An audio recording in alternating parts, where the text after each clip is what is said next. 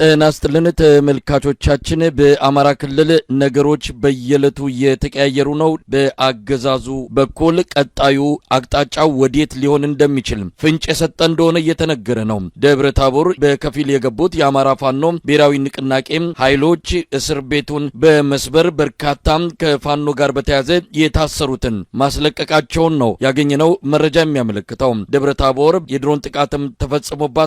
በአማራ ክልል የሚካሄደው የሉና ተጋድሎ ተጠናክሮ በቀጠለበት በዚህ ወቅት ላይ የአብይ አህመድ አገዛዝ ከመላ ሀገሪቱ ያሰባሰባቸውን ወታደሮቹን ወደ ሰሜን በሚያጓጉዝበት ወቅት በመንገድ ላይ ጥቃት እየደረሰበት ይገኛል። በኦሮሚያ ክልል የኦሮሞ ነጻነት ሰራዊትም በአገዛዙ ወታደሮች ላይ ከባድ ጉዳት ማድረሱም እየተነገረ ነው። ባለው አጠቃላይ ሁኔታ ላይ የዘውትር ተሳታፊያችን መረጃዎችን ሊያካፍለን መስመር ላይ ተገኝቷል።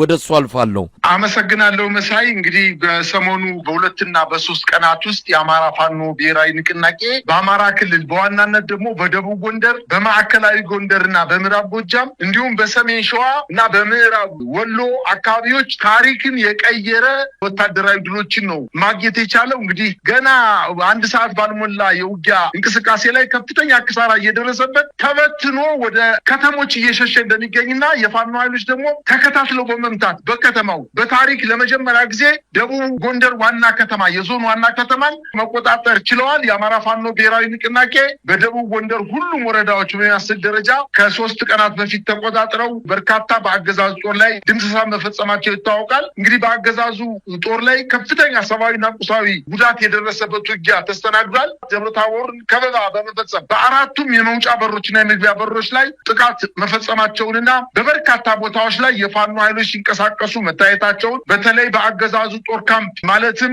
አጅባር ሜዳ ተብሎ የሚጠቀሰው እንዲሁም አስፋው ግራር ተብሎ በሚጠቀሰው የሚኒሻ ካምፕ ላይ እንዲሁም የአድማ ብተና ካምፕ ላይ ኢየሱስ ቤተክርስቲያን አጠገብ የሚገኘው የሚኒሻ ካምፕ ላይ ስራ አመራር ተብሎ የሚጠቀሰው የብልጽግና አመራሮች መሽገው የተቀመጡበት ማረሚያ ቤቱ አካባቢ በከተማው መሃል ሰኞ ገበያ በሚባለው አካባቢ ላይ እንዲሁ ውጊያ ሲደረግ ውሏል። የደብረ ታቦር ከተማ እምብርት የሆነው ቤርሙዳ ተብሎ የሚጠቀሰው የከተማው እምብርት ላይ የፋኖ ኃይሎች ተቆጣጥረው ወደ ድንበር አካባቢ እንቅስቃሴ ሲያደርጉና በከባድና በቡድን መሳሪያ የታገዘ ከፍተኛ ውጊያ ሲደረግ መዋሉን ነው መረጃዎች የሚያመላክቱት።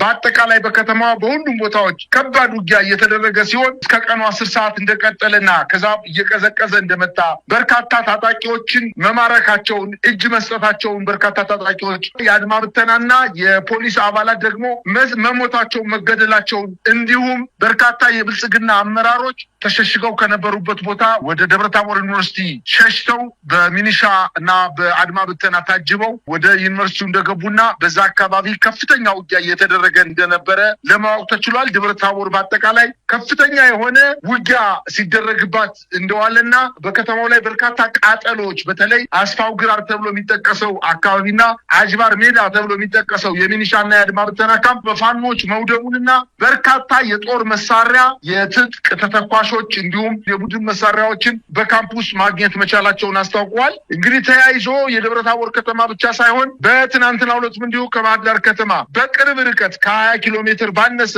ርቀት ላይ የምትገኘው የደቡብ ጎንደሯ ሐሙሲት ከተማን የፋኖ ኃይሎች ተቆጣጥረዋል። ይህን ተከትሎ በባህር ዳር ከተማ ላይ ውጥረት እንደነገሰ ለማወቅ ተችሏል። እንግዲህ የአብይ አህመድ ጦር ተጨማሪ በሜካናይዝድ የታገዘ ጦር ወደ ደብረ ታቦር ለማንቀሳቀስ ሙከራ ያደረገ ቢሆንም በተለይ በወረታ አድርጎ በአለም ሳጋ አድርጎ ደብረ ታቦርን ለመቆጣጠር በሜካናይዝድ ታጀበ 2 ክፍለ ጦር ረጅም ርቀት የተጓዘ ቢሆንም አለም ሳጋ ከሚባለው ቦታ ላይ ሲደርስ ከባድ የደፈጣና የቆረጣ ጥቃት ደርሶበት ወደ መጣበት ተመልሶ መሸሸቱንና ወረታ ከተመለሰ በኋላ ደግሞ በአዲስ ዘመን አድርጎ በእብናት ከተማን ወደ ግራ ትቶ ወደ ደብረ ታቦር ከተማ እየገሰገሰ እንደሆነና የፋኖ ኃይሎች ግን በዛ አካባቢ በተለይ በዩኒቨርሲቲው አካባቢ ራሳቸውን አዘጋጅተው እየጠበቁት እንደሚገኙና በአጠቃላይ ደብረ ታቦር ከባድ ጭንቀት ውስጥ እንደገባች ነገር ግን ከባባድ የሆኑ መሳሪያዎች ወደ ከተማዋ እየተተኮሱ በርካታ ህንፃዎች በእሳት መያያዛቸውን ለማወቅ ተችሏል። በሌላ አቅጣጫ ሌላ ተጨማሪ ጦር ያስገባ ቢሆንም በተለይ በሊቦ ከምከም አድርጎ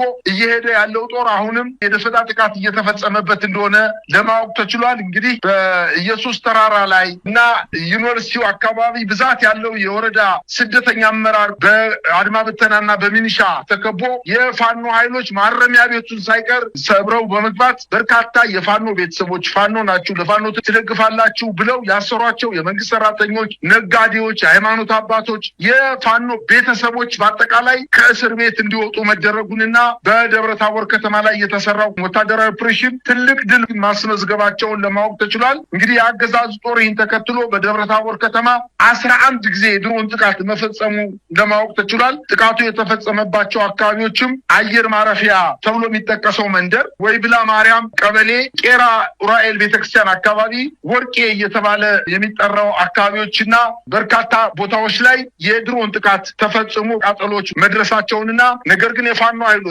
በድሮን እንዳለመጠቃት ጥንቃቄ ያደረጉ ስለሆነ በፋኖ ኃይሎች ላይ የደረሰ ጉዳት እንደሌለም እንግዲህ ውጊያው ጠንካራ የነበረ ሲሆን በተለይ በማረሚያ ቤት አካባቢ ወመህሎ ተብሎ የሚጠቀሰው አካባቢ፣ ግራር ሰፈር ተብሎ የሚጠቀሰው፣ ጎንደር በር፣ አባረጋይ ተብሎ የሚጠቀሰውና ወይብላ ማርያምና እብናት መውጫ ዋናዎቹ ከባድ ውጊያ የተደረገባቸው አካባቢዎች እንደሆነ ለማወቅ ተችሏል። በከተማዋ መሃል በሚገኙ ህብረት ሆቴል ተብሎ በሚጠቀሰው ሆቴል በረንዳ ላይ ስሙን ለጊዜው መጥቀስ ያልተቻለ አንድ ወታደራዊ አዛዥ በሆቴሉ ግቢ ውስጥ ተገሎ መገኘቱን ለማወቅ ተችሏል። ከደብረታቦር ወጣ ብሎ ወደ ባህር ዳር መንገድ ወረታ ዙሪያ ተብሎ የሚጠቀሰው እና አውራምባ እና ወርቅ ሜዳ በተባሉ አካባቢዎች ላይ ውጊያው በሰፊው እየተካሄደ እንደሆነ ይሄን ተከትሎ ወደ ባህር ዳር የሚደረገው ግስጋሴ እንደቀጠለ ነው ለማወቅ የተቻለው። ውጊያው በቡድን መሳሪያዎች የታገዘ እንደነበርና የመከላከል እርምጃዎችን ቢወስድም ጥምር ጦር የተባለው ኃይል ራሱን መከላከል አቅቶት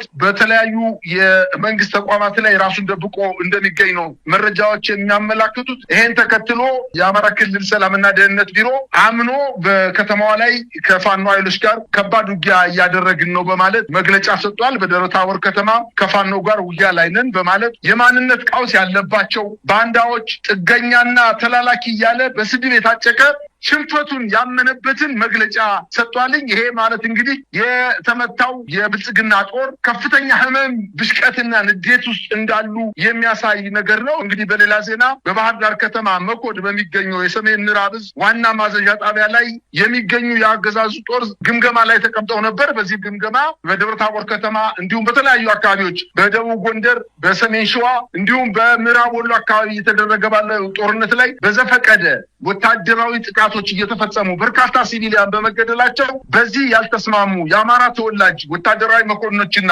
ተዋጊ ወታደሮቹ ጥቃት በፋኖ ላይ ብቻ ነው እንጂ በሲቪሊያን ላይ መሆን የለበትም ብለው ጥያቄ በማንሳታቸው መሳሪያቸውን አውርዱ በመባላቸው በመካከላቸው ውጊያ ተቀስቅሶ ከሁለቱም ሳይድ መሞታቸውና በተለይ ከነሙሉ ትጥቃቸው ማታውኑ ከባህር ዳር ከተማ መኮድ ጠፍተው የፋኖ ኃይሎችን መቀላቀላቸውን ተከትሎ ትጥቃቸውን አውርዱ በማለት ግጭት በመኮድ ግቢ ውስጥ እንደተካሄደ ነው መረጃዎች የሚያመላክቱት። እንግዲህ